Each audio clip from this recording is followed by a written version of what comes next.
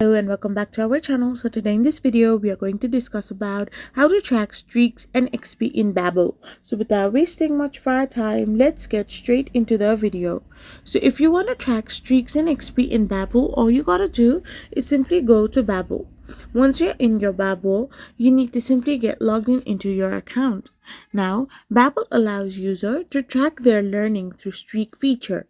Babbel does not use an XP, that is experience point system. Instead, it focuses on measurable progresses like time spent, lessons completed, and vocabulary learned. So, your streak represents the number of consecutive days you have completed a learning activity.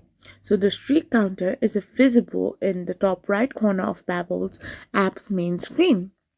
So you can simply use it to maintain your streak. You must complete at least one learning activity every day. If you miss, your streak will reset to 0 at midnight.